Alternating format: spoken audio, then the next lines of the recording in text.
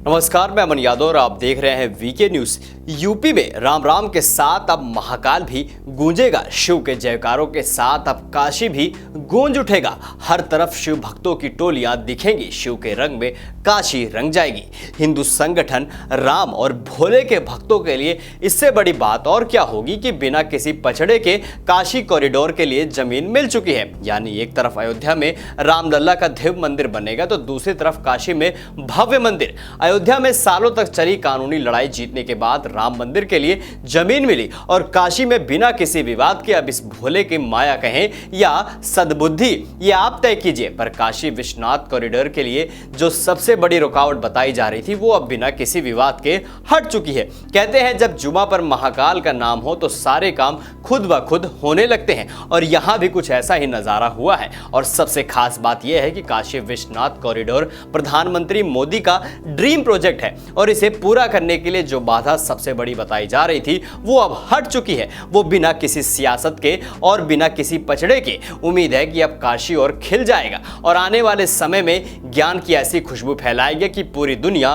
महक उठेगी। दरअसल वाराणसी के काशी विश्वनाथ मंदिर और ज्ञानवापी मस्जिद की जमीन को लेकर कोर्ट में केस चल रहा है। कानूनी लड़ाई जारी है और इसी बीच मस्जिद की तरफ से एक बड़ी पहल की गई है। सुन्नी सेंट्रल वक्फ बोर्ड ने मंदिर प्रशासन को ज्ञानवापी मस्जिद से सटी जमीन को देने का फैसला किया है, जिसके बाद अब काशी विश्वनाथ कॉरिडोर के लिए 1700 स्क्वायर फीट जमीन मिल गई है। ज्ञानवापी की तरफ से कॉरिडोर के लिए 1700 स्क्वायर फीट की जमीन दी गई है, जिसको लेकर अंजुमन इंतजामिया मस्जिद के ज्वाइंट सेक्रेटरी MM यासीन ने बताया कि परिसर में 3 प्लांट हैं जो वक्फ की प्रॉपर्टी है।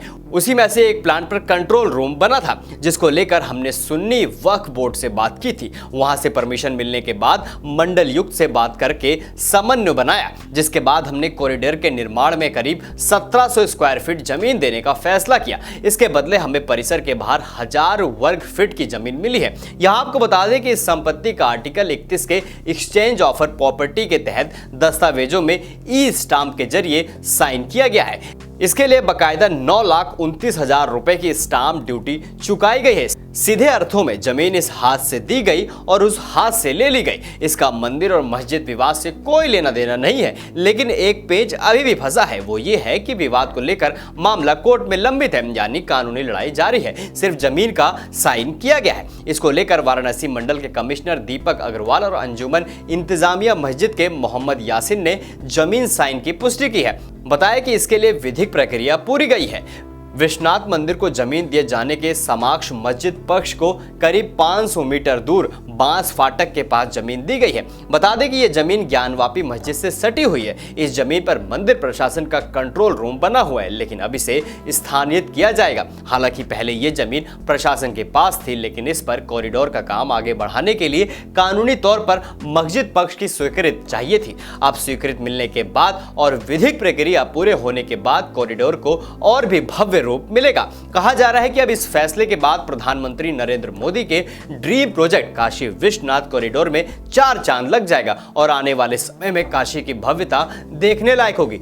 इसी के साथ अब हिंदू संगठनों और सनातन धर्म से जुड़े कई लोगों की नजर मथुरा पर भी है। देखना होगा कि मथुरा के मामले में क्या कुछ होता है। अब आपकी क्या राय इस पूरी खबर को लेकर हमें कमेंट सेक्शन में कमेंट करके जरूर बताइए। ऐसी तमाम बड़ी खबरों को देखने के लिए देखते रहें वीके न्यूज।